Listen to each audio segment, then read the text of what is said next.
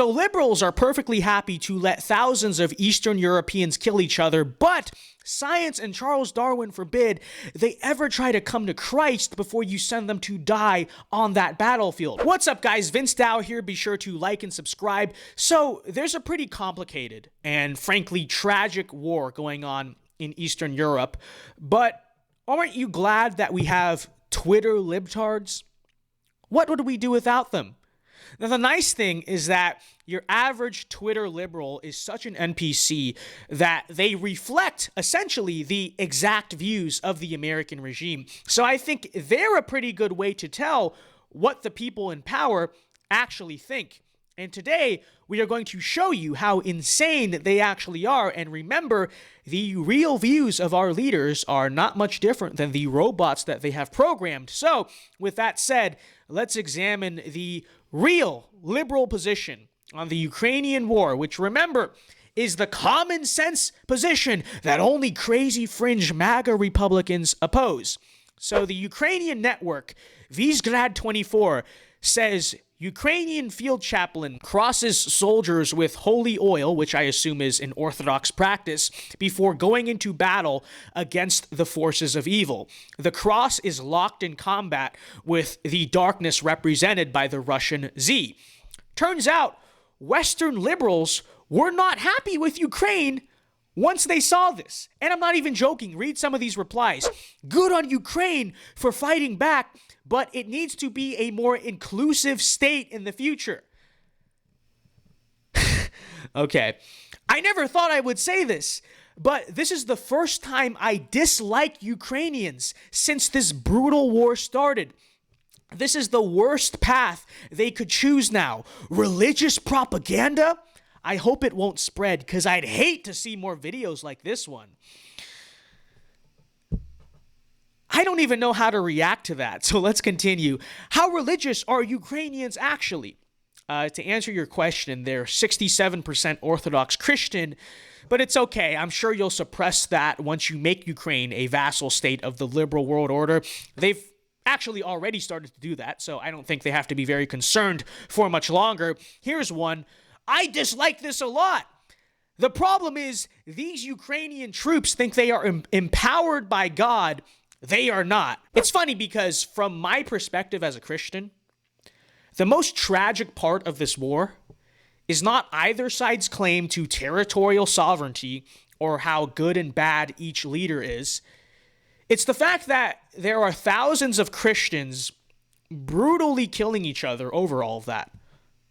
And as an American Christian, I could care less about this whole dispute of Russian and Ukrainian sovereignty. It's a complicated situation within the former Soviet Union, by the way, so remember that. Not even our supposed American sphere of influence. No, what I care about most is peace. What I want is for so many Christians to stop killing each other. You want my honest take? This is my honest take. The war has gone on long enough. I don't think either side is going to get much more at this point. So just settle a compromise, end the bloodshed, and call it a day. But I'm fairly convinced that the left's favorite part of this war is the fact that so many Christians, especially white Christians, are killing each other. And I'm fairly convinced they want to see the bloodshed go on for as long as possible for this reason. Of course, they claim it's because, no, we want to totally defeat that evil fascist Putin. But when you look at their demands, they're so utterly ridiculous that I'm seriously convinced pure death and carnage is the only motive at this point, not even owning Putin. I say that because today, Elon Musk, who's kind of a centrist, right, presented a peace compromise that literally could not be more perfectly reasonable and level-headed, yet it was rapidly rejected by the high IQ, big brain liberals of Twitter. So check this out. Elon says, Ukraine-Russia peace. Here's how we do it. Number one, we need to redo the elections of annexed regions under UN supervision. Russia will leave if that is the will of the people. Number two, recognize that Crimea is formally a part of Russia, as it has been since 1783 until Khrushchev's mistake. Number three, make sure that water supply to Crimea is assured. And number 4, Ukraine remains neutral, aka just not a part of NATO. Now, I don't know if I trust the UN to do the referendum either personally, but all things considered, overall, this sounds like an incredibly reasonable, fair, and realistic compromise. And is Putin going to take over the world just like 1939 under this?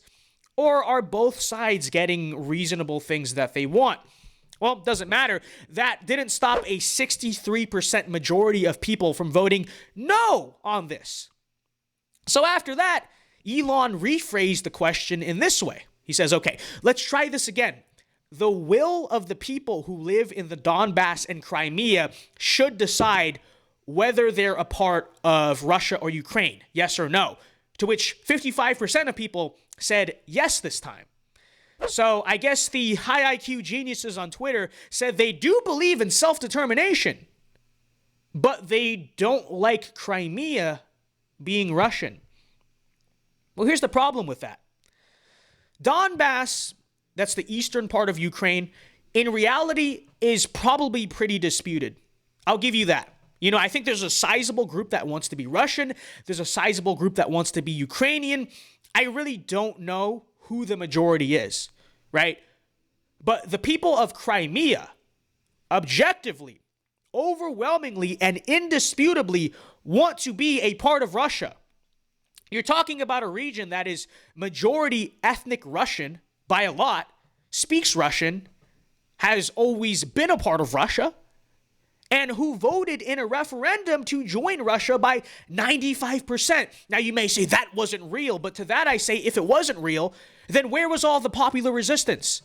You think if this was some type of manufactured endeavor against their will, you'd see the type of resistance that, hey, you're seeing in Ukraine right now, right? But instead, that didn't happen. In fact, here's a video of what has to be hundreds of thousands of them celebrating joining Russia by all singing the national anthem in the streets. But I'm sure that the people secretly want to be Ukrainian, right? To the liberals who do not approve of Elon's proposition, to them, it is unacceptable in any way that Crimea remains a part of Russia, even though Crimea wants to be a part of Russia. Self-determination, by the way. And this is despite the fact that any attempted invasion or re-annexation of Crimea will probably result in full-out war, maybe even nuclear. So seriously, here's the dichotomy. Liberals would rather have millions of people die, millions, than simply allow for Crimea, which is a tiny Russian territory full of Russian-speaking Russian people who want to be in Russia, simply remain a part of Russia. They would rather millions of people die than just accept that compromise, quote unquote. That is deranged. That is insane. That is genocidal. Okay? But remember, the America First conservatives are the crazy ones with the radical opinions. Do you see why I say that the liberal motive in this war is literally just death? Tell me that I'm wrong. Look me in the eyes with a straight face. Say you want to reclaim Crimea and tell me that I'm wrong. Elon said this too. He says, Russia is doing partial mobilization. They will go to full war mobilization if Crimea is at risk. Death on both sides will be devastating. Russia has more than 3 times the population of Ukraine, so victory for Ukraine is unlikely in total war. Very true. If you care about the people of Ukraine, seek peace. Again, he could not sound more reasonable in this entire situation, but remember, death is their motive. Why else do they want to keep Ukraine in the fight? Seriously, because if you're Ukraine, now seems like the perfect time to broker for peace. Remember, the fear was that their whole country would fall in a few weeks, and to their credit, they actually minimized the damage. They kept the capital. They get to keep their Vogue magazine president, and they gave Putin a minimal amount of territory. This seems like the best case scenario for them. But the more that this war escalates, the more Russia will mobilize, way more people will die, And it's more likely that the outcome in the end is far less favorable for Ukraine than it could be right now. The people in Eastern Europe get nothing from it, but the American left gets a lot more dead Christians, a lot more wasted money, and a much scarier boogeyman in the East that they can scream about and compare you to.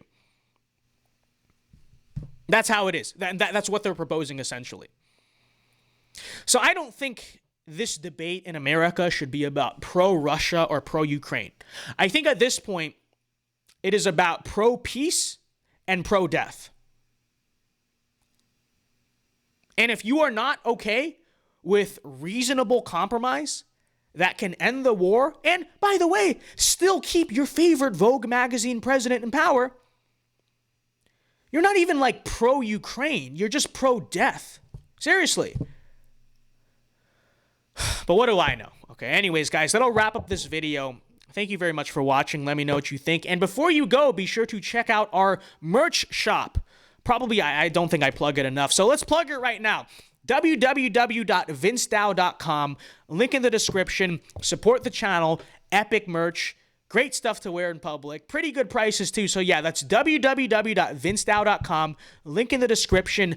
I will personally tell Putin if you don't buy something, and I don't think he's going to be happy about that, okay?